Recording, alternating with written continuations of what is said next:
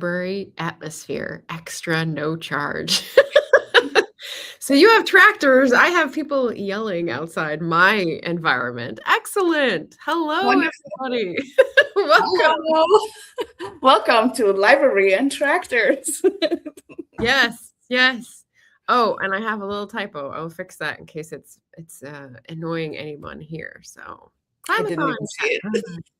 Here we go. Hello, everyone. Welcome to the channel. My name is Margaret Pinard. I am a historical fiction and fantasy author and eclectic reader, but also co-host of Climathon, where we read climate books. And this is my lovely co-host, Tasmin. Would you like to say hello? Hi, everybody. For those of you who haven't seen me before, I've appeared on this channel, I think 1 or 2 times before. I originally created the Climathon as a readathon, and this year I'm handing over the torch to Margaret because I cannot invest the time that I would like, that it deserves. I am originally from Germany, but I currently live on the beautiful Azores archipelago in the middle of the Atlantic that belongs to Portugal. And I'm an author and a freelancer and do all kinds of things. Yes. And I included your website in the description down below. So I have the link to the YouTube channel as well as the website where all the covers are. And it's so it's easy to find, easy to read. So that's excellent. And Climathon discussions. So you guys have been hearing me yap about Climathon all year so far. We're halfway through, so this can be our mid-year freak out version of Climathon. I've read plenty of books. I think that early on, if I doubled up, since that's how I do, I sort of did all the prompts if you interpret it widely. So Tasmin has a more specific, strict approach she was telling me about just before we went live. But basically, there's 12 prompts. Yes. 9 are book related, 3 are real life related.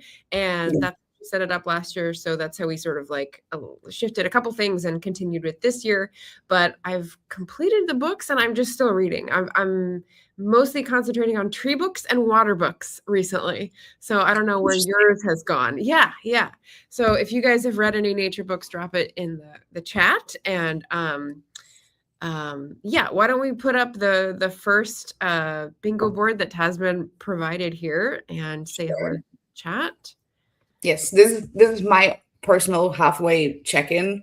Like, of course, everybody can read whatever they want for the prompt. This is just where I'm at if I'm strict. If I double up, I also have everything already completed. If you want, we can chat a little bit more about the 2 books that made that possible.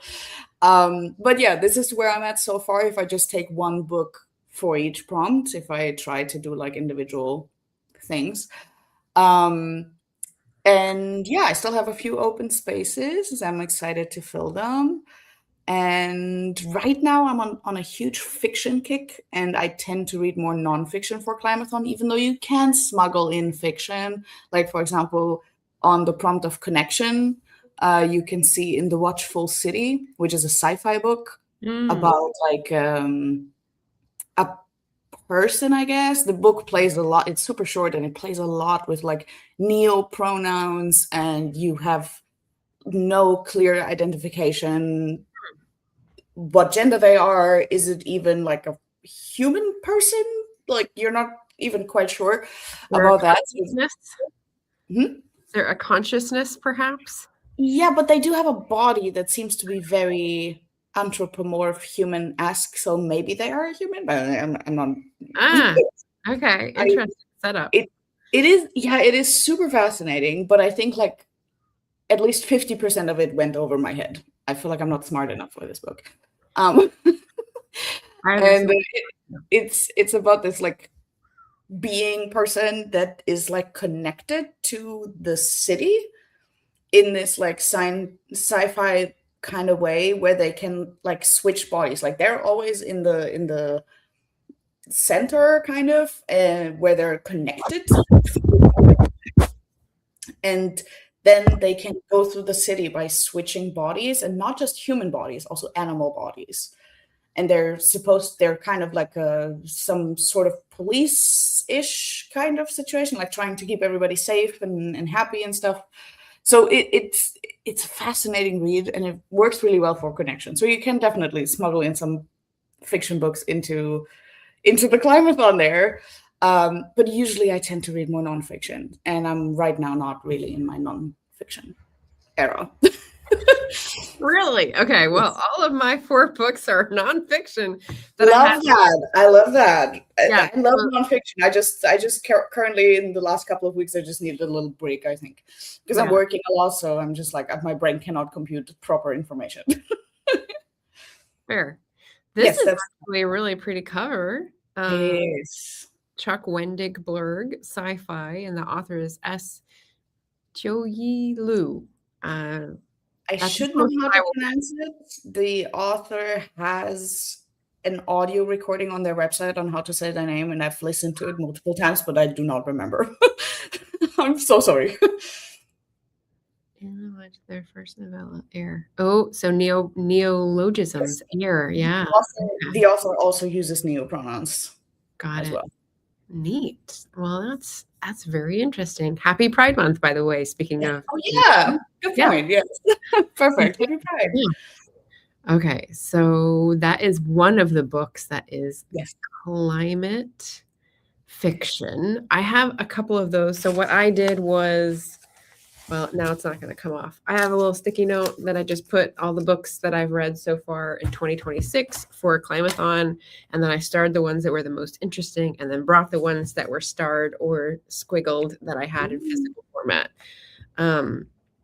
So speaking of water, the 2 that I've waxed poetic about recently are On Time and Water by Andri Snær, with the pronoun in there, actually, and in that name, Agnesson, and that's an Icelandic writer, sort of a memoir from Iceland.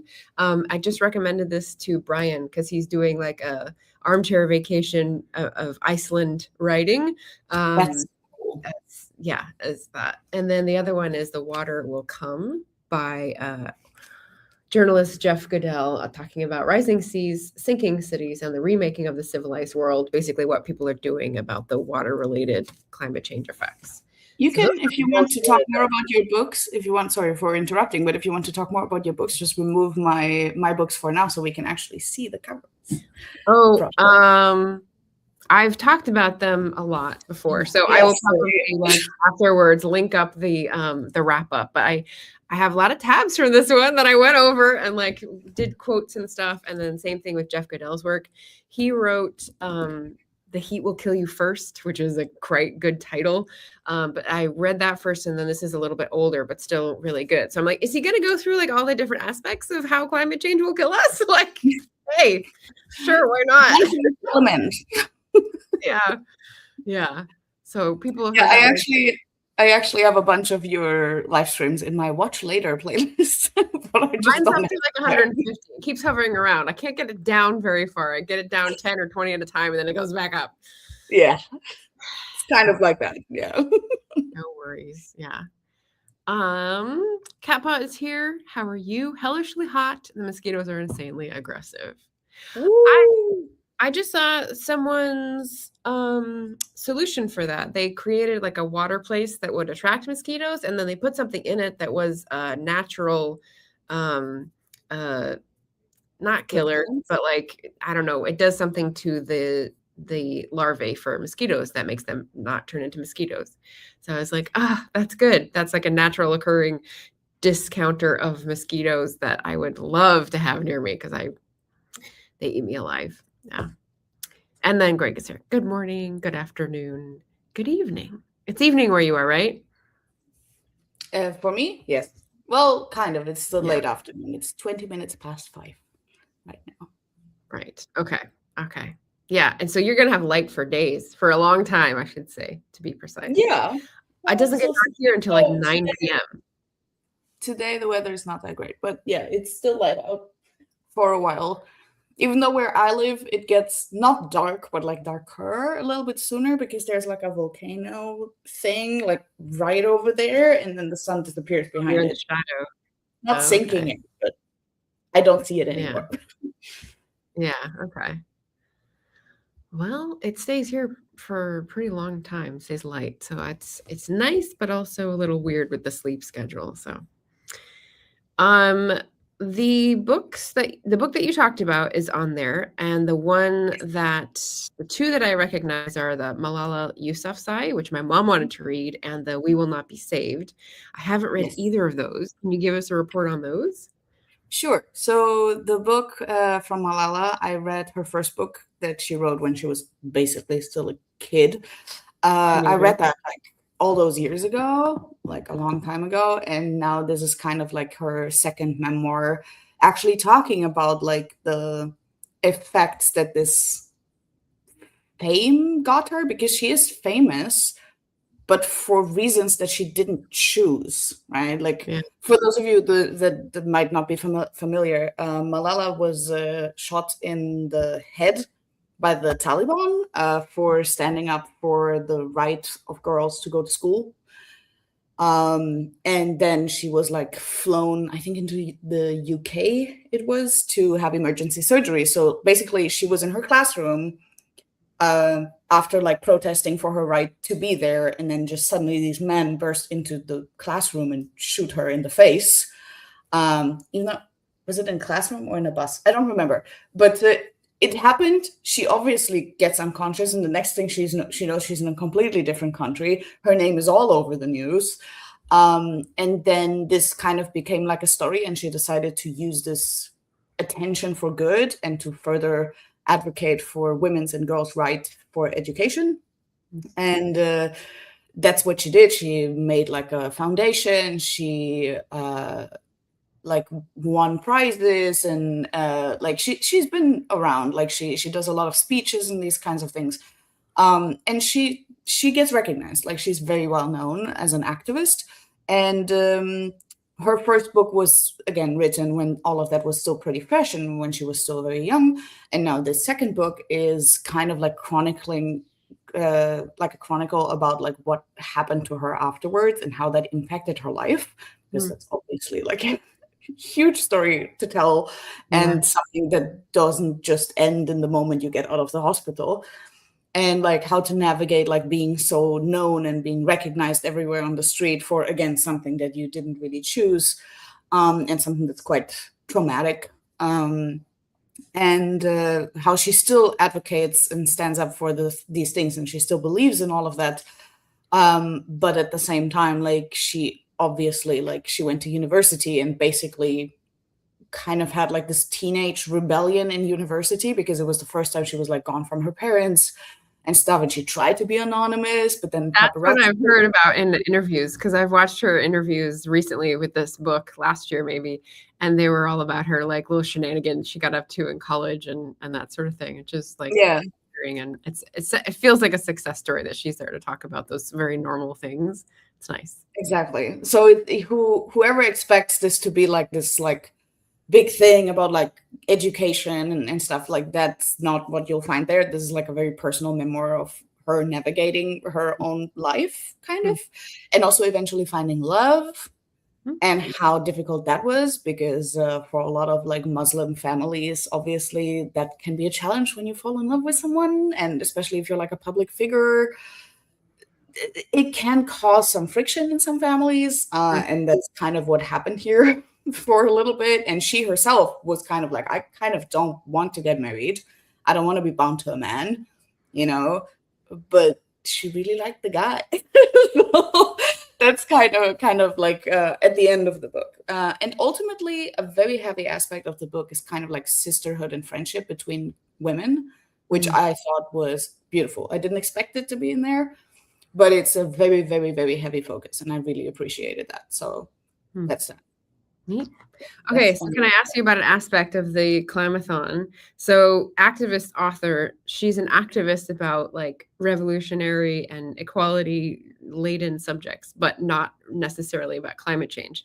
So correct. All these prompts are like individual things. They don't have to reflect on climate crisis. You're like if they do, that's better.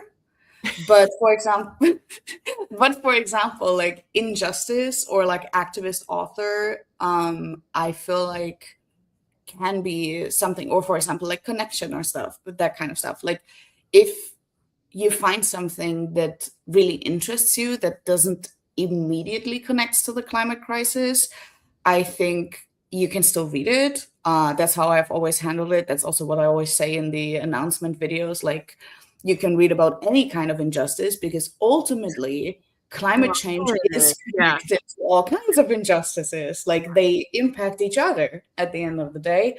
And for example, the fiction book that I read for Connection, on the first glance, it has nothing to do with climate change. It's not even set on Earth, but it can provoke questions about the digital age and what it means to be truly connected, and how would our perspective shift if we could be in the body of an animal, or about surveillance, digital surveillance, and that kind of stuff, right? Like, what is too far?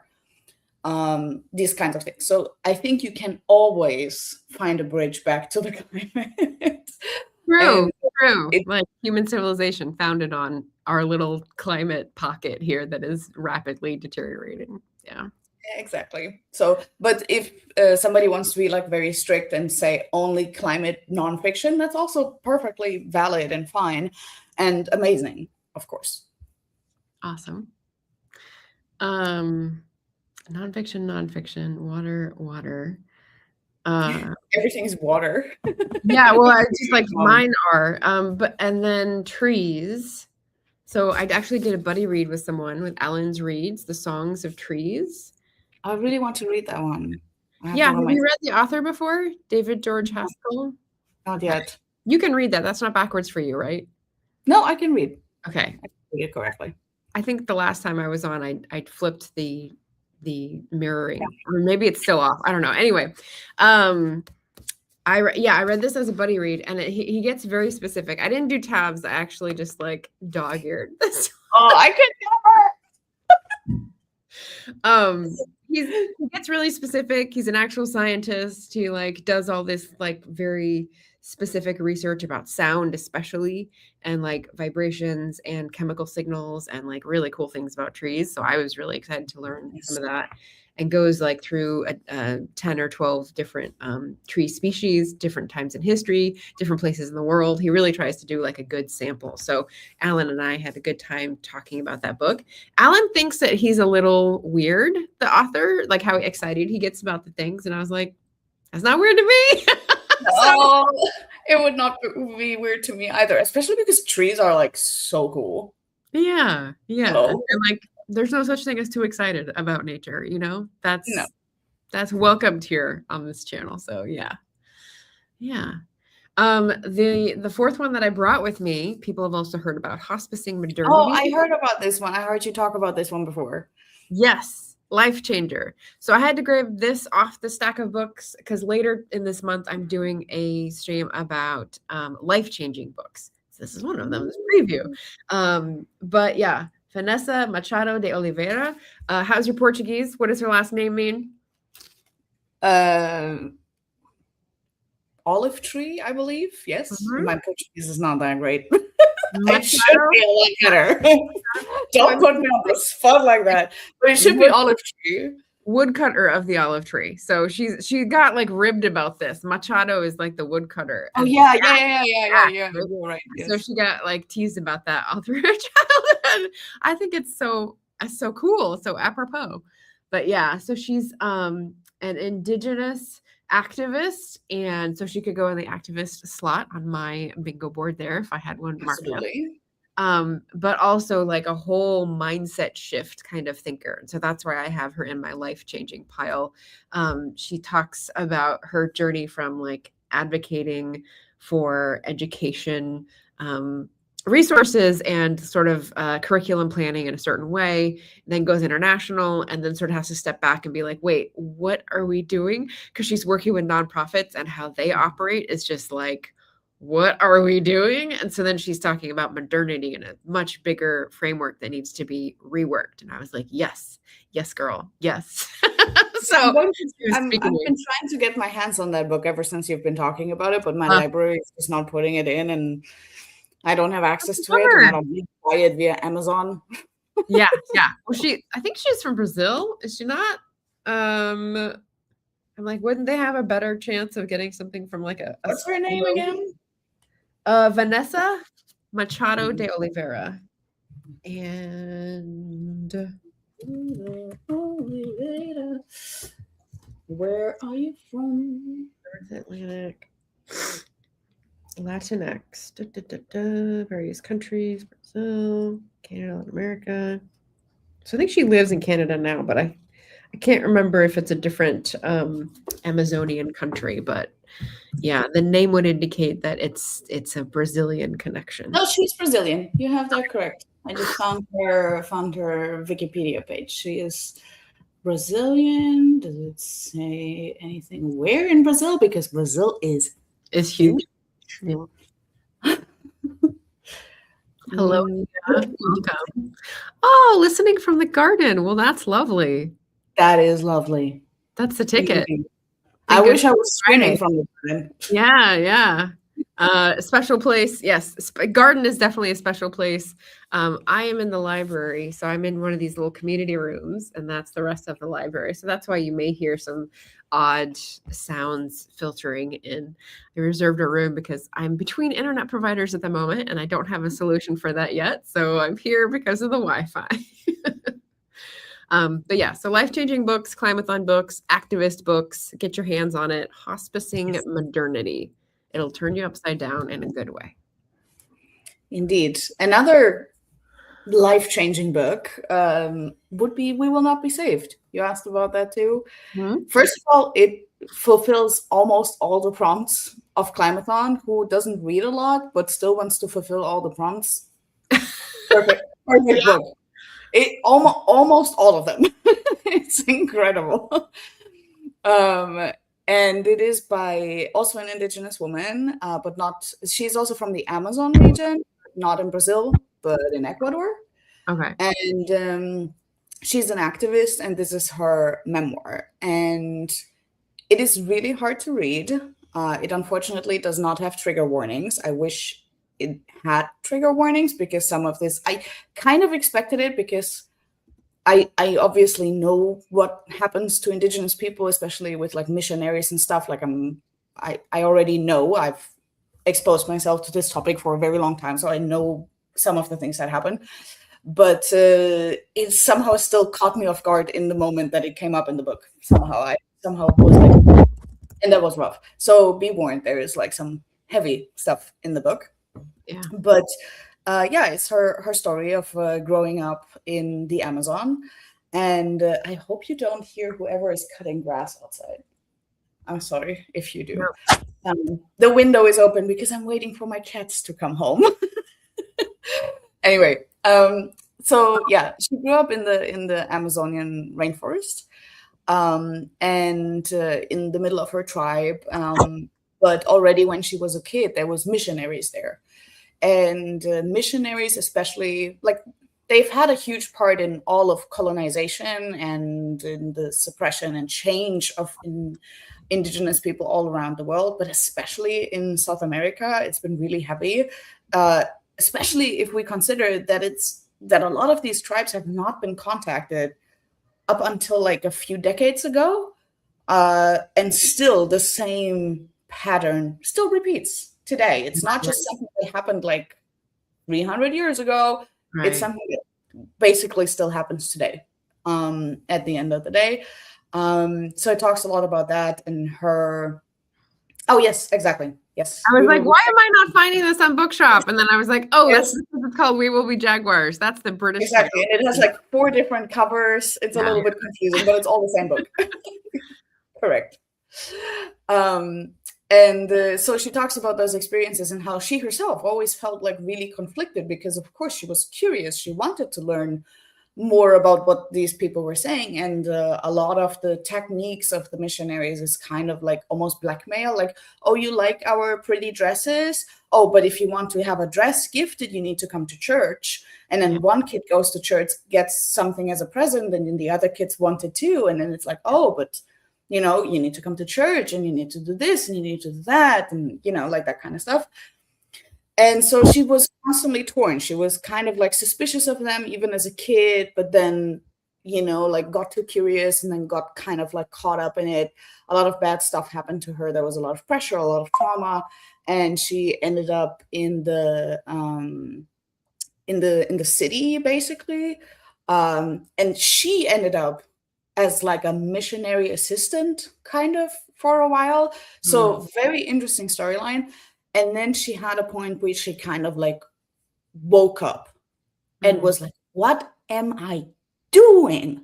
Like, I'm hurting my own people. And the missionaries, if you don't know, in the Amazon region, there's a lot of oil in the ground. It's not only being torn down for the cows, which is what we always see. There's also a lot of like oil and gas and that kind of stuff that they are extracting and exploiting. And the missionaries had a huge part in that. Is it palm oil as well, or is that mainly Southeast Asia? No, palm oil would only come later. Once the original rainforest is cut down, then you can put a plantation on top, of course. But the first step is to either clear it for farms or for soy and stuff for cows as well, or to really look for oil and gas and that kind of stuff. And the missionaries had a huge part in that.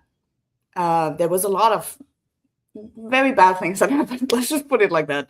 And she just woke up one day and she's like, what are we doing? Like, we're losing our land. We're losing our culture. Horrible things are happening to us. There's no benefit for us whatsoever. We're losing our way of life. We're getting sick.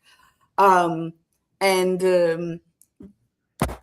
they're completely destroying the rainforest and everything that's like sacred to us, because for them, just like for a lot of other indigenous groups, the forest is alive, and not just the nature, but also with spirits. Like, for example, the jaguar is a huge topic in the book. Like, the jaguar is kind of like a very sacred spiritual being for them, that is also dangerous at the same time. Like, it's very respected. And she has like these moments where she's like, what am I doing? And then she really changes her ways and steps up as a leader. And they had under her lead together, because she then started like a nonprofit, because she had the contact and the means, because she learned Spanish from the missionaries and that kind of stuff. So she started kind of like a nonprofit, and then they had a lawsuit and actually were able to win the lawsuit to protect some of their lands. So she's had quite the journey.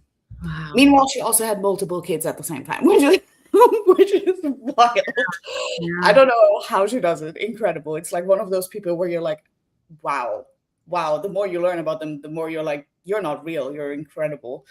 So it's a hard read. It's a tough read, but it will definitely open your eyes to a lot of things for sure. Yeah, it's like there's another booktuber named Kendall Norman. She was just saying that someone used the phrase, we all have the same 24 hours in a day that Beyonce has. And I'm like, yeah, you get that weird feeling like, and she also has a whole team of people. But for some people, they just have like the extraordinary energy. And that might be a better, what's her name? What's the author's name? Nemonte Nankimo. Nemonte Nankimo? Yes. Okay. So like, that's who we should put in that sentence, maybe. Maybe. I also have a private friend in my private life where I'm like, how do you have the same hours as me? Yeah. How? Oh, that's good. Okay, so we've got Indigenous writers, which is great. Wait, I can pull you up the cover so you can see that cover up close. Give me a second. Yep. So I asked you about the two books whose covers I recognized, and then the other 1, 2, 3, 4, 5 I don't recognize. So we could talk about, maybe I see Queer Ancient Ways because it's Pride Month. We can go to that one. Sure. Queer Ancient Ways is a book that took me forever to read. I already started it last year. Because it is extremely academic. Actually, do I have it behind me? No, I put it somewhere else where it's protected from flies and cats and stuff. It's a very academic book because I think it was supposed to be like maybe like a PhD thesis or something like that. I'm not quite sure what the background story of the book is, but it is definitely academic. And it looks at two different myths, one from Mesopotamia and one from what we now call Mexico, I believe. And it talks about like in the case of Mesopotamia, it's like an ancient myth. And in the case of Mexico, it's like an indigenous story. And how our worldview has very much informed the way we interpret these myths, and especially their figures. Like in the Mesopotamian one, it's mostly described. When you say our, you're talking about like Western European. Yes, sorry. Yes, okay. Yes. Because I'm Western European. Sorry. The Western European view, how that has very much informed how we interpret these things. In the Mesopotamian myth, there is a creature that is often interpreted as a woman, even though if you look deeper into it, the gender is not quite as clear. And it's always referred to as a monster creature. Like it talks a little bit on how women in myth often become monsters or are described as monsters, or even if they're not described like that in the actual myth, oftentimes in the discussions around it, that's what it turns into. So it talks a little bit about that. And the other one from Mexico, it's like a creature that you cannot possibly put a gender on.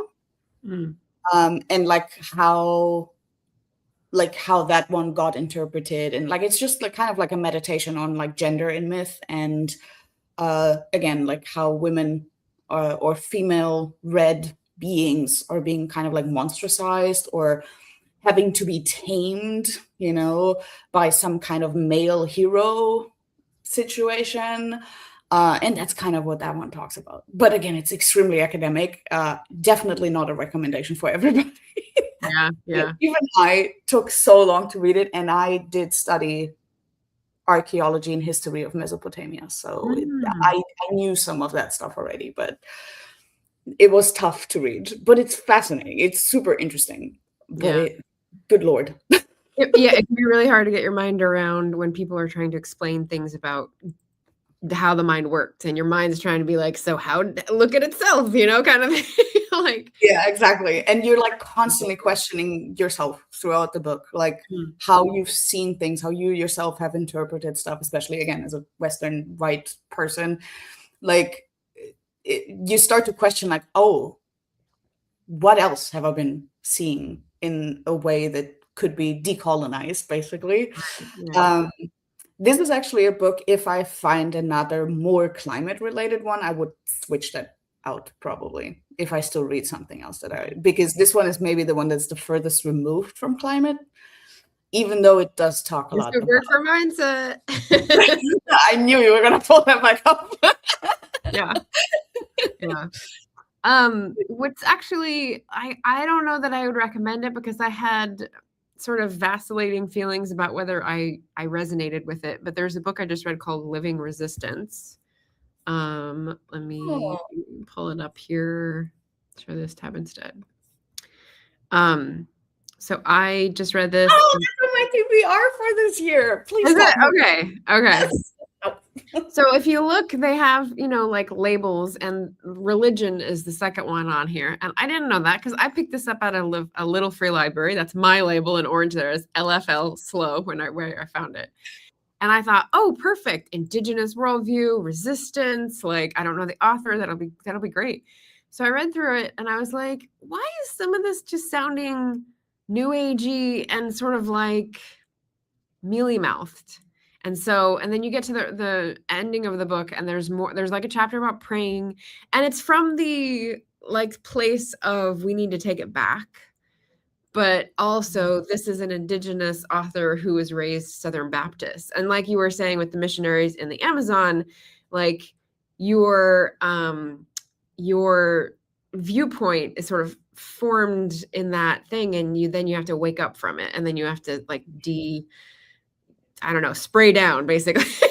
Like, decolonize your mind. That's kind of what it is. Exactly. Even indigenous people need to do that, because they've they have been colonized, you know? Yeah. Like that was the whole point, to change their whole perspective. Oh, I didn't know that they had such a big focus on religion and stuff. Oh, okay. Yeah, it's not a big focus, but it's like around everything. And it's the register that I sort of equate with New Age talk that doesn't really say much. And so some of it was just too, what's the word I'm looking for?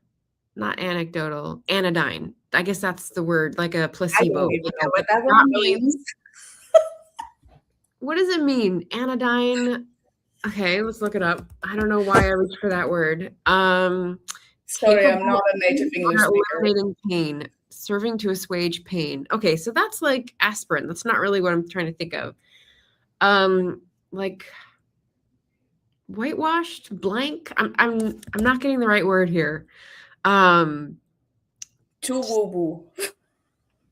Yeah, but it's not woo-woo. It's not like crystals and spirits and out there in UFOs. It's just like everything has something to give you. Like I don't know. level, Maybe. Just like too forgiving. I see. I think that's actually a good description, I believe. Yeah. So maybe that says more about me as the reader, and that I want people to be more judgmental and more like clear cut about issues, because I'm sort of not in that place. And I could get there later, but I'm not in that place where I'm interpreting everything as having a lesson for me. I'm like, no. We need to like speed things up a little bit, you know? So I just feel that there's more urgency than this author gives. So she does talk about the pandemic, and like she incorporates that into, you know, why we're going down into more domestic things and more everyday ordinary things as ways to resist. And it just reminds me of my friend Barrett. I don't think you ever met Barrett Laurie. He was on AuthorTube, and he's been off for like 2 years because he's been dealing with other life things and other health issues. But can relate. He was talking about like everything's writing. You get to count it sort of as a positive clap back about, you know, well, you're thinking about writing. So sitting in the garden is writing, you know.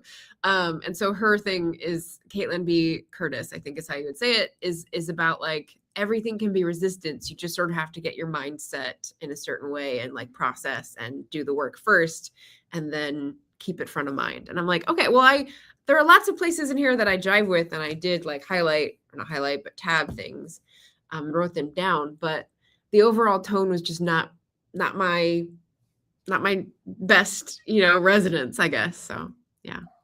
Very interesting. I'm very curious because I'm kind of in the middle on these kinds of things. I had a phase where I was very interested in like new age stuff, and then I went completely the other direction where I was like, get away with that. It's hands-on. I'm planting trees. I'm rewilding my land. You know, I'm boycotting everything. Yeah. Almost like Puritanist in that way, or purist. I mean, what the word is. Is it purist or Puritanist when somebody is like super radical on things and everything? It could be purist, because puritanical is more like you don't like pleasure, and the Puritans, you're trying to get back to like a certain reading of the Gospels and that sort of thing. So I think you mean purist. Yeah. Taking purist. So I almost went that road, and now I'm kind of like in the middle of both, where it's like, I think also because I've had so many health struggles in the last couple of years, but especially like in the last like year or so, where I just had to like realize I have limits. Okay. And there is activism and there is resistance and rebellion in resting and taking care of yourself and finding joy and having joy, even if that means like what you're doing is imperfect in that sense. So I'm kind of in the middle of it. I'm still very much like, yeah, we need action. We need the people on the streets. We need radical, especially political decisions. Yeah. But as everyday people, we do have limits, and that's also okay. As long as we kind of like try to stay informed and we try to do our best, but sometimes our best is far from where we want to be, you know? Right. So yeah. That's kind of where I'm at now. So I'm really curious how I'm going to feel about the book, actually. Yeah. I actually, I got the books from the Little Free Library. I looked it up on Storygraph, and I saw another booktuber Jessica at Lady Lovestead. She's great. She also has like chronic health issues, and so she's someone who's like coming at books from that lens, but also like more of a horror and middle grade. So she's got like these extreme tastes in books that she reads. And she read this and she was like, there wasn't anything in here that I didn't pick up from other books that was better said, basically. And then I was like, oh, I was influenced by her book review. So then I came at it with a little bit more skeptical. And I don't know if that would have happened if I hadn't read it, but yeah. So but your opinion is still valid. We're all always influenced from something somewhere. So it's fine. If you didn't vibe with it, you didn't vibe with it. That doesn't mean it's a bad book, and it doesn't mean you're wrong. Right. Yeah. Both things can be true. Me to disagree. Exactly. I was watching. So I came up with a new system last month, and it's doing a Commonplace book. Have you heard of this? It's sort of a new trend, but not really. It's like an old trend that's new again. Basically, it's a notebook for processing what you read and what you're thinking about, so you don't forget where it came from. I'm going to put books and YouTube videos, because I feel like some of the YouTube videos are really thought-provoking. And there was a long interview, because Trevor Noah's podcast now. Is that a Commonplace book? About YouTube videos? Not about the books I read, because the books I actually mostly remember, and I can always look it back up. But yeah. YouTube videos. Yeah, there you go.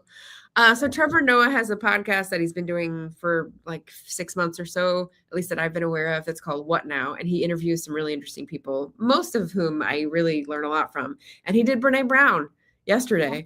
And I was like, I haven't seen heard from her in a while. And then you find out why. She talks about authoritarianism. She talks about some of the stuff we were just talking about, which of course now I've just like lost the plot. So hi, Constance. I'm gonna say it's because Constance walked in the room. You got distracted by her wonderful spirit. Yes. Was it the woo-woo? No, it was something else. They went over a lot of different topics, and especially sports. And I'm not a sport person, but she was explaining things really well. And they just had a great discussion. So that's the sort of thing that I'm like, I want to think about that more. I'm going to like digest it more slowly in a Commonplace book. So yeah, YouTube videos, Commonplace books. There we go. Yeah, we came from like how we get influenced by stuff. Mm-hmm. That's how we ended up there. Yeah, there was something more. There was a little spark of something that was not brought to the surface, but it may come up later. So we'll wait for that. That's fine. Who knows? But you have plans. I don't want to take too much of your time. I realize it's 11 and I only have this room for another hour. So you have plans that you put down. Did you want to go into any detail about some of the projected reads for some of the topics that you were most interested in? Yeah, so as I said, theoretically, my bingo board is full if I double up. So I don't have any pressure, which I'm very happy with. I've also been reading in general so much this year, and I'm having so much fun. It's so great. Yeah. Best reading year in forever, honestly. Awesome. I made a Patreon post the other day about like how I just rediscovered the joy of reading, because I figured out that I was my own worst enemy, and like why I was ruining my own fun while reading. And now I actually have a ton of fun while reading, which is great. Anyway, I digress. But I gave myself some options. I'm a super big mood reader, so things may change. This is already different from my original TBR, but I gave myself kind of like 2 options per prompt that I think that I would like to read. Like if I had to choose them right now, this is what I would choose. For non-human life, I have your very favorite author, Peter Wolleben. I know you don't really vibe with him. Peter Wolleben, the one with the trees, The Hidden Life of Trees. Oh, yes. Yeah. The one that I'm like, Yeah, exactly. You're not really vibing with him. German sensibilities. That's free to disagree. Exactly. And he has a book about like the inner life of animals. And I have like the German edition here, and I've been wanting to read it for forever. Same with Entangled Life. Wanted to read it for forever, would also perfectly work for that prompt. Really want to read it because I know I'm gonna love it. Nice. Yeah. It's very very popular, and the and I don't think I have a copy because every time I looked at it, I didn't actually bring it home. But very popular, very hyped, and hasn't been talked about for a while. So you could start it again. True, yeah. And for Water, it's 2 pretty new releases. Intertidal talks about like the place between the land and the sea. The liminal zone. We love a liminal zone. We do. And it won, I forgot the name of the prize. It's like a nature book prize, but I forgot the name. Maybe it's called Nature Book Prize. Rufus, is it Rufus Wainwright or Rufus something? I don't remember. Wait, did I have the... Wait, I think it had... Wainwright. Yes, you're correct. Yes. Okay. I think it didn't win, but it was shortlisted, if I remember correctly. Nice. Yeah, I think the Oak book won. Anyway, doesn't matter.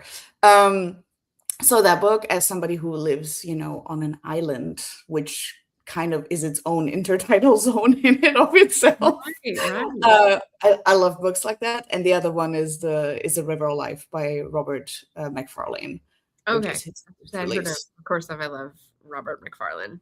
Yeah, so that's an option. Nice. And for Injustice, I have On Our Best Behavior, which is the price women pay to be good, which obviously is, again, quite far removed from the actual climate topic, but I've been like reading a lot of books in that direction because of my health journey and some experiences and stuff. So I might read it regardless. If I'll count it for Injustice, let's see. And the other one that was on my original TBR was One Day Everybody Will Have Always Been Against This, which talks about kind of our current situations and like Palestine and all these kinds of things, So I've been very interested in this.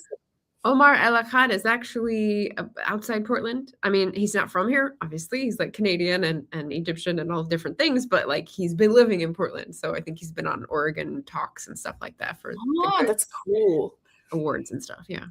Very nice. Yeah, I've heard a lot of good things about the book, even though because I read a lot of stuff about like injustice, maybe I'll be already familiar with some stuff, because that's another thing that I've heard from people that are a bit more in that space, that they're like, well, it didn't say anything new. So let's see. I don't know how I'm going to feel, but I also heard a lot of good. I'm interested to see how I'm going to feel about it.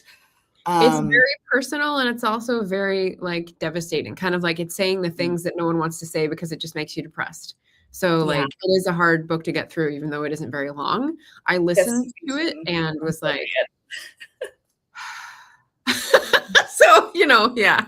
Yeah, that's the reason I haven't picked it up yet, because I'm like, I'm not sure. I'm just getting better with my mental health for the first time in a long time. Do I really want to read this book right now? Maybe for later. Yeah. But honestly, at the end of the day, we cannot avoid these things forever. Mm-hmm. So let's see. I'm not quite sure when I'll read it. I will read it for sure, but I don't know if it will still be this year or maybe the year after. Yeah. And for Revolution and Change, I have The Will to Change by Bell Hooks. Again, Happy Pride Month. It's about like masculinity and love is the subtitle. I know nothing else about it, but it's by Bell Hooks, so it's got to be interesting for sure. Okay. I'll look that up. Yeah. It's very short, too. Most of the books are, yeah. Okay, The Will to Change CD audio. Is it going to give me... The Will to Change is also an Adrienne Rich book. Interesting. She's a poet. Oh, interesting. Okay, ebook. When is it from? That's what I was curious about. I think it's a little older already. 2004, so 22 years. Okay, all right. Just like situating it in my head. Yeah, it's not the current male loneliness epidemic conversation. Thank God. I don't want to read about that.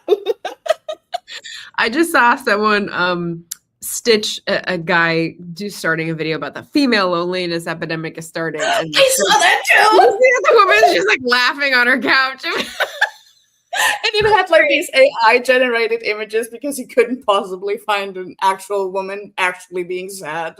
I didn't. That's not the one I saw. Mine was just a woman like laughing, cackling at it. They're on a campaign. Yeah. There's a group chat somewhere. I can smell it. Sounds interesting. That sounds interesting, actually. I'm gonna put that down somewhere. I'll put that down in my planner journal. Yeah, go ahead. Not me being able to recommend you a book. I'm shocked. Yeah. No. And the other one would be How to Do Nothing, which is resisting the attention economy, which I think is very self-explanatory. We're all trained to have less and less attention, so the politicians can do whatever the hell they want. So obviously that's very interesting and also kind of aligns with my own health journey right now. This is another one. If somebody has recommendations for me or maybe you have recommendations for me, for more climate-related stuff. I mean, I do have some books, but I'm not feeling any of them right now that would fit into this space. So if anybody has recommendations, I'm always free to get inspired to have some more climate-focused here for revolution and change. How to Do Nothing, I can tell you a little bit about, because I also read that, and I reread it as I read along with Grace from Books and Cooks. So she doesn't post very often, but she's definitely more like active in her life intentionally rather than being on Booktube, as are you. And so we did a read along last year of How to Do Nothing, and we're very like detailed, breaking it down, talking about what things it was related to and associated with in our minds. And it was really, really beneficial to talk it over with her. It was great. The author, Jenny Odell, is an artist. She teaches art. She does this as essays reflecting on culture, art, economy, philosophy, digital stuff, like all these new things. So I really, really appreciated it. It feels kind of random, but then when we went into it, it's a nice weaving together of all these topics that are in your face right now. And it is a little dated now. It's probably like 10 years old now, but really already? Oh my gosh. Let's see. I thought it was like from the last 5 years, but then again, time is a fake construct. Let's see. How to Do Nothing. 2020. 6 years. You are closer. I don't know what you're talking about. Okay. So yeah. So that was really good in case that like makes it higher up on your list. Yes, it is very high up on my list. So again, that's another one where I'm pretty sure I'm going to read it regardless, but I don't know if I'm going to count it for the Climathon yet. Depends a little bit how my reading life is going to go for the rest of the year. I hope I get back into like hyper specific nonfiction again because I miss it, but right now I'm like reading cozy fantasy and stuff like that. However, I did pull out this book out of my shelf yesterday. The Silk Roads. It's so chunky. Wait, who's it by? Who's it by? Peter Frankopan. It's like a history nonfiction. It's rather new, isn't it? Not really. No. He has a follow-up already. That's already a couple of years old. Let me see if this is also from 2020. I'm on screen. No, it's actually from 2015. Oh God, I'm old. Okay, there we go. I got one. I was also wrong about that. It was much older than I thought because someone has come out with a new Silk Road or a cover that looks very similar to that. I'm just mixing it up in my head. Yeah, he has like the new Silk Roads, which is like gold and red from the cover, but looks otherwise really similar. Okay. And it's kind of like the follow-up to this one because this talks about the history, which again is like the stuff that I studied. So let's see. But this one does not count for the Climathon at all. Okay. Got it. The two that I have that I would highly recommend, and I don't know if they're specific enough. So one is like a nature memoir, and you could or could not vibe with it. And the other one is like a specific nonfiction. So in case that one sparks your attention, it's called The Blue Machine. Now, did you see me talk about that one? Yes, I have seen you talk about that one. Okay, so let me bring it up on screen anyway, just so people can get a cover reference. I got this from the library. Oh, and it's not the cover that I remember. Nope. There we go. I'm going to bring up the cover I remember so that people have more recognition. Oh, I need to change. Sorry. Share this tab instead. There we go. Oh, I'm waiting, yeah. What are you doing? Did your cats come back? One of them. I'm missing the other ones. Okay. What are you doing, baby? Spooking around in the background. Yes, I love that cover. Have you heard when people call black cats voids? I think that's so funny. I love it. I love it. Which it is accurate when it's dark and they're suddenly somewhere where you don't expect them and you literally only see their eyes. So yes, it fits very well. I love it. Okay, so The Blue Machine, here's the cover that I read that will hopefully remind people. It's How the Ocean Works by Helen Chersky, and it's not new, but recent. And it's about, it's by a scientist, and she investigates, she did her PhD in something about the foam on the surface of the ocean. So she had to do a lot of like learning before she got there. And she basically explains like how the water is related to the ocean floor, and how the winds relate to the water, and how the clouds are related to the wind, and how this is all related to the sunlight, and in a way that I could understand. Like, I'm not going to retain everything in every detail, but like so good with metaphors. And that is how I speak. That is like my love language for science, is like, tell me what it's like, and then maybe I can understand. So I really, really love this. That's great. Yeah, I love a good science book, and I do love the ocean. So it's been on my radar. I've had my eye on that one. Yeah. Constance says the concept of time is very useful to me now, especially a koan for you. What is koan? Which I don't really understand. It's just something that sort of like is something to contemplate and understand different aspects of, and not really ever understand the whole truth. And that's what I think. And then Greg says time is real. Yeah, I agree. Yeah. Okay. I'm glad we all agree 2020 was not 6 years ago. 2020. Yeah, no.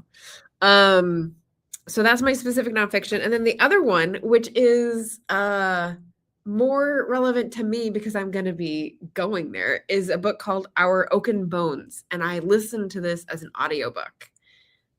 Does that ring a bell? Yes, I think it is the one that won the prize that Intertitle was shortlisted for. Well, let me show you the cover and see if you still think so. Oh, whoops, I mistyped it. Try again. No? Still not.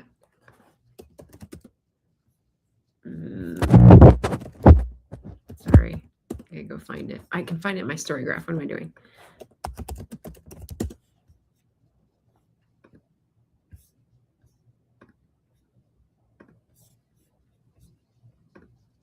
Boom. Does that look familiar? Yeah, I think so. Merlin. While we talk about it, I'll find out if it won that prize. Because I think so. Okay. So I listened to this as Libro.fm ALC, advanced listening copy, just like an ARC for books in physical format. And this is the nature memoir.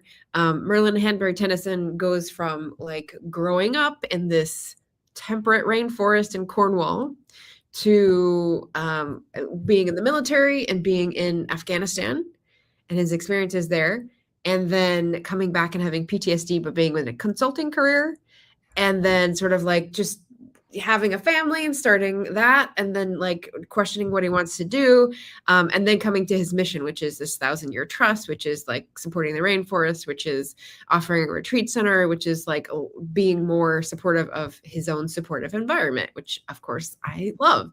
And I'm actually going to the place where he grew up. That's in so September. Cool. So I was like, yes. I was like, where do I go? What do I do? I'm not going to get a car in England. Like, what should I do that's train accessible? And I did a whole stream about it. And then I was like, I investigated the B&B option with his parents. His parents own a B&B. And I was like, yeah, let's do that. That is so exciting. Yeah. So yeah, I really liked the book, and then I'll get to like walk in the rainforest. Of course, I don't have a car, as I said, so I will be doing nothing but walking around in the rainforest with my journal or my book and my rain gear, apparently. So we'll see. Sounds delightful. Yeah. But yeah, so a little bit about oaks, but there's a lot of other stuff in the book. So that's why I thought it might have been a different one that was by the guy who wrote the Overstory, who also wrote a book about oak trees. Did you check? That I have not checked, but this book, why I had it on my mind was because it was also shortlisted for the same prize. It didn't win. Raising Hair won, the one with the bunny on the cover. Oh, yeah. Okay, yeah. But Our Oaken Bones and Intertidal both were also shortlisted. Okay. I love that prize. I love most of their books that they have there. Nice. Like, that always inspires me. I always find books that I really want to read, and when I get around to them, I usually love them. So is it a UK prize? Sounds pretty UK centric then. It sounds very UK, yes. I didn't look that deep into the background of the prize. Anglophile, so that works for me. Yes, UK's foremost awards. Yes, celebrating nature, conservation, and environmental writing. Yeah. So I wonder if Canada has a version of that, if like the EU does, or EU, I'm pretty sure not. But maybe Canada or the US have something similar. I could imagine. That would be cool. Yeah. I'm trying to think of other like international organizations that would get us more like Asian sourced books, African sourced books, like Indigenous, Australian. I don't know. Maybe there's got to be something in Australia, because the one I read that was fiction that was about the Indigenous history was really good, and I'm sure it won an award. Which one was that? Do you remember the title? It's an Indigenous word, something Oraria, and I don't know if I will remember the spelling. Let me see if I can find it. Is it Oraria? No, that's in Romania. Never mind. It might be. Does it start with an S? Wait, no, I'm looking at the tag, not the. No, I did not write that correctly.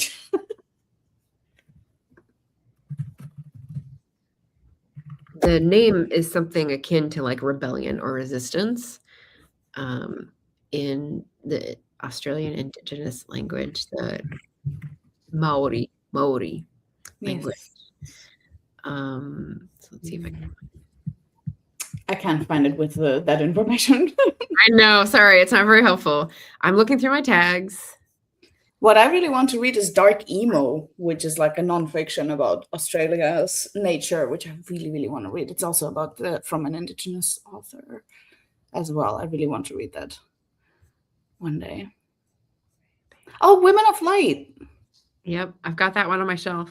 You have? Yeah, me too. This is all the ones I've tagged. So I have read some of these. I own some of these, but a lot of them are library books and or. What's that? I'm just talking to my cat. I'm talking to my cat. I said Fika, which means stay, because she's trying to escape because I haven't fed them yet. I just saw The Archipelago of Hope while you were scrolling, which was one of my favorite books that really got me into reading nonfiction about the environment and Indigenous people. Yeah, I think that's also on my Climathon list for like 2024, and I saw it from other people adding it to Storygraph. So that was such a good resource. Come on. There's 70 books to go through, so there it is. Dark Emu's on there. Yeah. Seeing you. Girly pop. No? How is it not? Oh, the Mare of Thieves. Also want to read that. Like, you scrolling looks a little bit like my own wish list. Yeah. Okay. I guess, why do I not have it tagged? That's so silly. Well, you'll talk about it in another vlog whenever you find it. Okay. Yeah. It's historical fiction though, and it's basically about, is it like the 1900s, 1910s? This era of like colonial Australia, sort of really cutting across the history and culture of the Indigenous people, and they were sort of coexisting, and then they start to just take over, and it's a resistance to that. And if someone else can think of it and rescue me here, or the author has a name that is pronounced differently as well. But it's fiction, yes? Yes.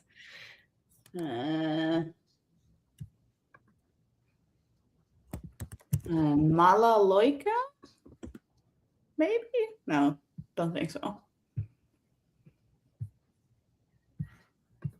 This is where the author has the dilemma of, do I give it a title that really makes sense for the story, or do I give it one that's easier to remember? Like,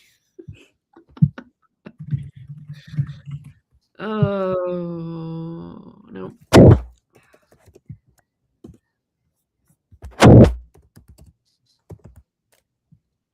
Nothing comes up when I look for these things. But I believe you that it does exist, though.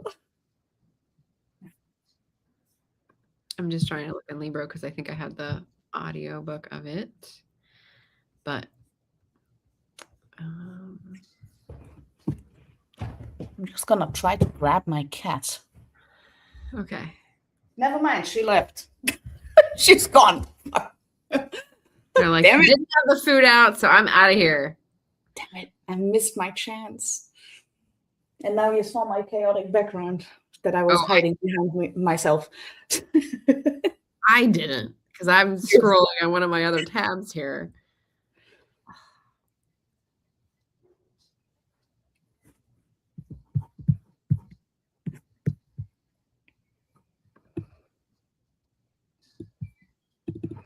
Anyway, I'll leave it in the pinned comment when I come up with it eventually. I don't want to derail this too far. Okay.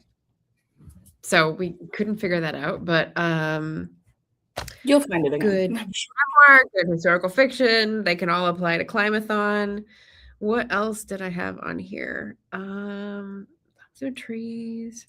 Africa is not a country. That's one of the ones that are like, it was a really good book, but I'm not sure it's like exactly in the middle of the Climathon mainstream, because it's talking about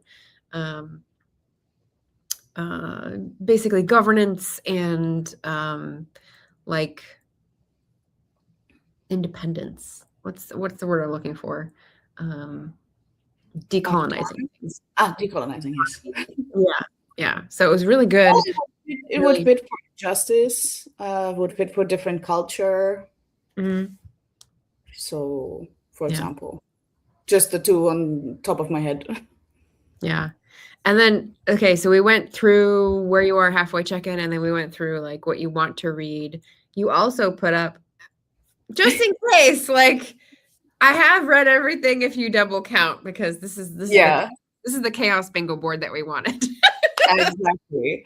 As you can see, Mountains of Fire also works with 3 different things. It's a book about volcanoes. It's a nonfiction book about volcanoes, which was actually pretty good. Whoever likes volcanoes was pretty good. Did it talk about the Azores? Did it talk about the Azores? No, doesn't even mention them. Trash. Okay. No, just kidding. We don't have a lot of we don't have like a ton of science here around this. Like, we have a lot of like surveillance, but we don't have and we have some science, but like not the groundbreaking big science stuff. So what do you mean by we have surveillance? You mean like monitors of the volcanoes? Yes, not of our people, but one of the volcanoes. Like, you need to supervise them. Obviously, not supervise. That's the wrong word. You're not babysitting them, but observing them. Yeah, I think. Do you have all the flock cameras everywhere? What's happening over there?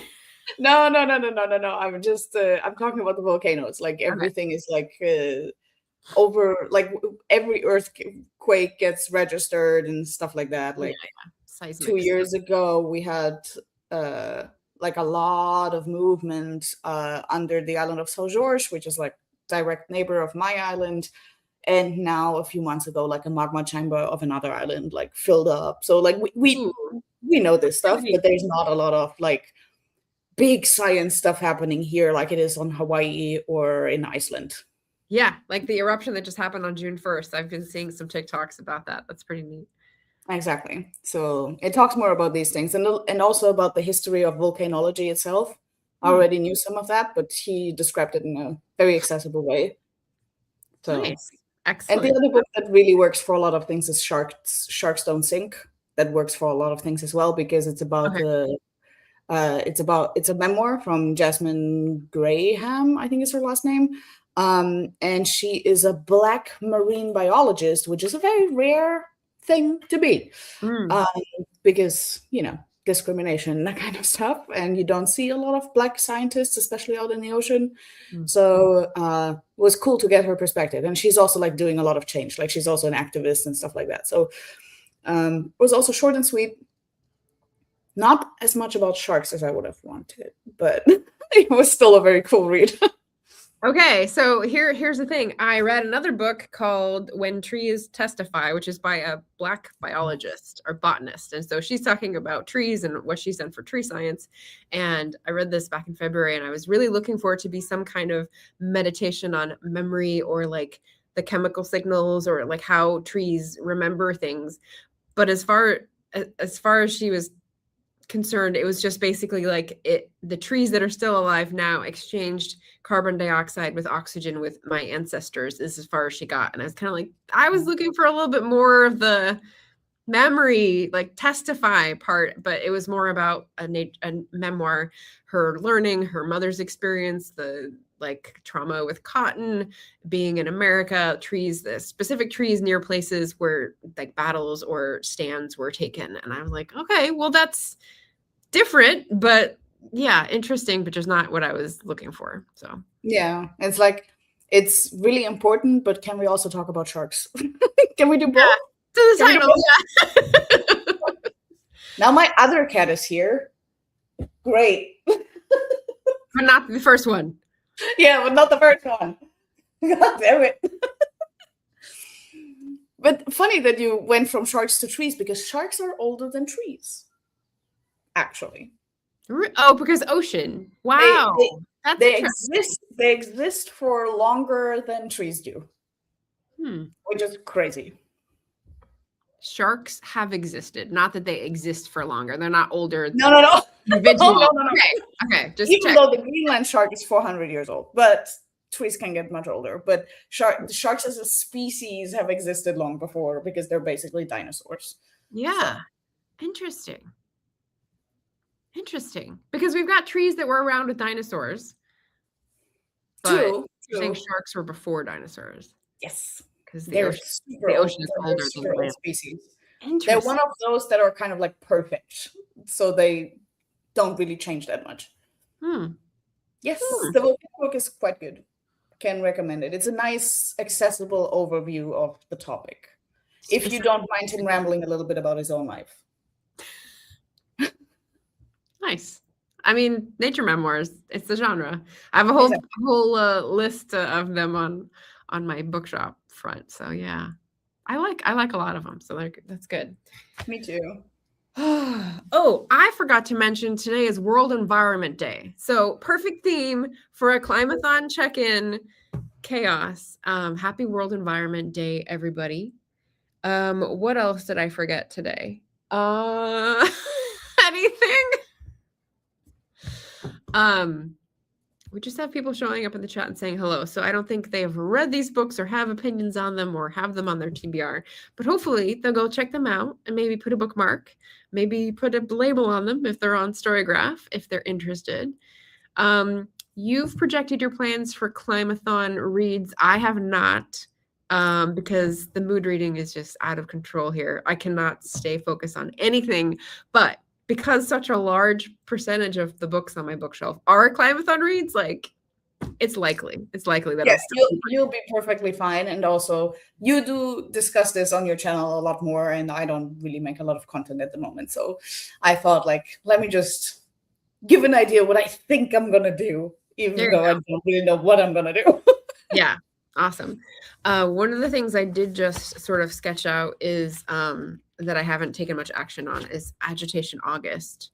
Do you remember my project last year? So I started it last year, and then I want to do it again this year, but I have not really started yet. It's basically life-changing books, right? So things that made you change your mindset. So very aligned with Climathon goals. Some people. Okay, they both came in? No. Oh. She's trying to escape again. Okay. Oh, Say hi to the people on the internet. I love it when they look like they've been daubed with paint, like just black smudges in weird You're places. such a drama queen. Show your Oh, pretty face. You're so pretty.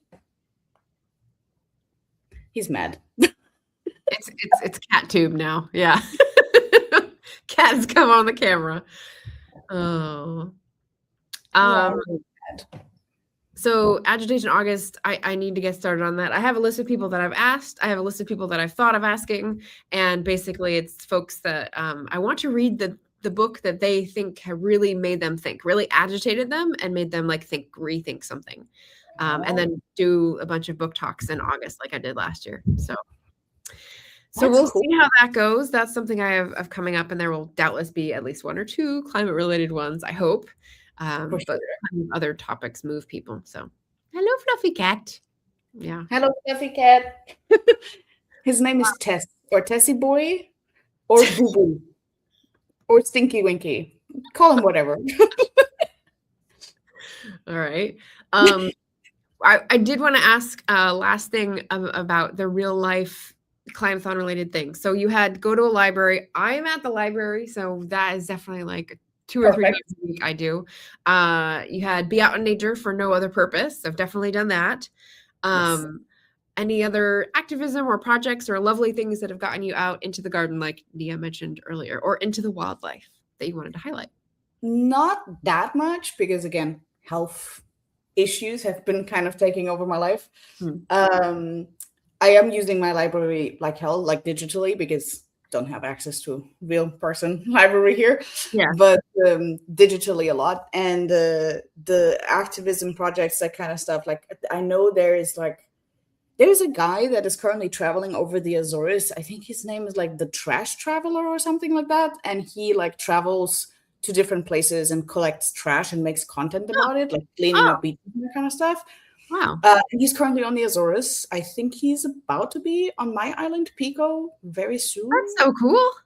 That is pretty cool. I don't know him personally, but I was told about him, and people were like, "Oh, you should meet him." And I'm like, "Sure." So maybe that's gonna come up, become a thing. And I have a little bit of stuff in my garden. And I've come to a very beautiful realization, because I have a little garden, I have a huge land that I wanted to rewild. I had like all these big plans for the land that then didn't really happen the way I wanted to, because of a variety of reasons. And I was kind of like mad at myself for that. And the land kind of like was left alone for the last 2 or 3 years. And I thought like, oh, I failed. Because I didn't like go and plant a ton of endemic plants and whatever. But turns out I did not fail, because my land is so diverse now. We have so many insects, so many animals on this patch of land. And the bats, there's like an endemic tiny little bat species that is here from the Azores. Oh, you found him. Perfect. He's on Instagram and YouTube, so I figured I'd grab the YouTube. Lovely. Thank you, Greg. Pride Month, Environmental Day, and Donut Day. There you go. Perfect. Wonderful. And now I lost what I was saying. Things that you were going to do in real life. You were talking about your garden, but also about maybe meeting the trash traveler. Yeah.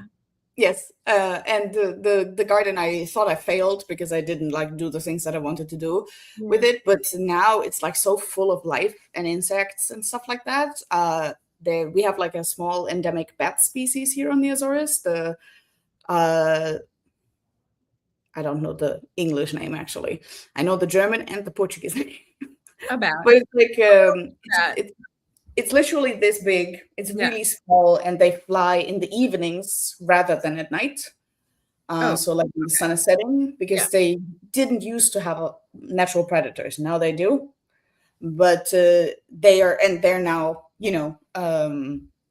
endangered because of that, and because people spray pesticides and that kind of stuff, unfortunately. But I now have a ton more bats than I used to, way back when I bought all of this. because there's so many insects on my land now. My land is so alive. And I even saw an owl going for a hunt on my land the other night when I was coming home, and it was dark already. And I was like, oh my God, I succeeded. I just had to leave it alone. It looks a mess. It doesn't look nice. It looks horrible. But nature is just like, finally. He's leaving us alone. Yeah. So that was a little cute little success story that I wasn't planning for. See, you gotta retrain your brain to look at it differently. Just like the book we were talking about, where it's like queer ancient. You kind of like, you're perceiving it because you've been trained and born in a certain place. And really, like, it's just an aesthetic choice that someone else made that, you know, they love. Exactly. Nature love. I just finished a book, actually. It's a very far stretch to call it Climathon related. It's called Goblin Mode. And I thought about it and I was like, live your life so that you're comfortable. Basically, be authentic, prioritize comfort, soft things. Don't be worried about what other people think of you and how you interpret yourself. And I was like, yeah, I mean, goblins aren't what I would picture as like cozy. I would more go with a Hobbit kind of name. But then I looked out on my patio, which I've been struggling to like green because it's so windy and hot at different points that it's not very supportive of potted plants. And there's no grass, there's no green, there's no dirt, I should say. And so I looked at my little planter box, which is basically what I've turned into a compost heap, but I'm not allowed to have a compost heap. But I'm like, that's totally goblin-like. So I was like, there, I've done it. There's dead flowers. There's like old refuse that's biodegradable. There's like stuff stuck in. There's like a few onion plants that have managed to reseed themselves. I'm like, oh my gosh, it's me. Yeah, that sounds kind of like it. My little kitchen garden, because I don't have time to do anything but a row of tomatoes and salad. That's literally all I've made there. That's the rest awesome. is fully overgrown. And we planted the first spring that we were ever here. We planted literally 3 purple sweet potatoes. Oh. And then they grew, and then the mice ate all of them, or rats or whatever. And we were so disappointed we didn't have any harvest, and we were like, oh no, what are we gonna do? Because we don't have access to that sweet potato. You cannot buy it. We had gotten it as a gift. And the lady that had gifted them to us, she had passed away. So it was like, no, what do we do? Yeah. This sweet potato has taken over everything. That's amazing. It's everywhere. Yeah. No matter what I do, it keeps coming back, and it is everywhere. It is haunting me at this point. Is it tasty? Have you prepared it? Is it good? Yeah, I love it. I actually love the taste of it, and it's super healthy. It's one of the healthiest foods you can eat, so it's great. Awesome. Greg was telling us the name. Azores nocturne. That's the name. Yes. The dry forest of the Azores. Nice. Yes. Cool. Yeah. Love my little bats. Yeah. And in terms of outside things, I am prioritizing more like walks, and actually Thursday's wild, trying to do not city walks, but state park walks. I invested in a parking pass for the year, and I thought I only have to go to 6 during the year to make it worth it. So I've been making Thursdays like try to go to a state park where you can go and not hear backup beeps and not hear like generators. And I haven't quite achieved that yet, but I've been trying. So I need to go deeper into the wild. But yeah, so that's been an intentional thing, and just adding some plants to the patio, hoping they survive, and doing some of the community gardening that no one else wants to do, like tearing up the invasive ivy. I did that for an hour one afternoon. Yeah. That's so cool. So helping others when I don't have a bit of earth, as Mary says in The Secret Garden. So yeah. Honestly, every plant you grow counts. It's cool. It just connects you back to food and where we come from in the land, and even if it's just, I don't know, a bunch of parsley, like that's what I have at my front door. I can't keep lavender or rosemary or mint, so I've got parsley. It's a hardy one. All right, so I don't have anything else that I was like supposed to cover. do you have anything you wanted to gift to the world? My presents. No, just kidding. No, actually, I think we've covered all. We've kind of covered where we are at with Climathon, what we still want to do. We've seen at least one of the cats briefly. Just one. Yeah, the other one hasn't come batting at the window. No, but she'll come back around.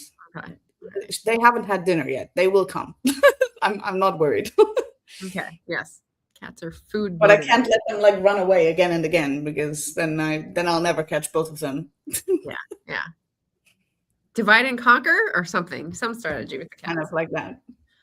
Well, I'm glad we're still enjoying books and recommending some really great ones to other folks. And we'll report back at some point in the future to see how Climathon went. But I'll just keep promoting it and using any excuse like World Environment Day. Get Outside Day is coming up, I think the 13th or the 14th. So, get outside. There's a good motivator. I'm just going to use any prop that I can. I'm going to be on an airplane on that day. That is so sad. Oh. Well, don't go outside on an airplane, Tasmin. Damn it.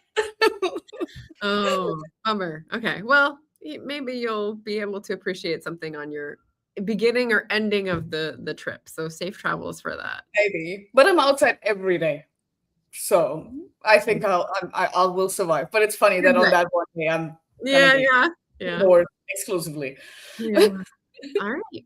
Well, thank you so much for coming on the channel. Thank you for checking in with me and like putting the little knock on the door. And I'm happy to have you here and catch up a little bit on what you've been up to.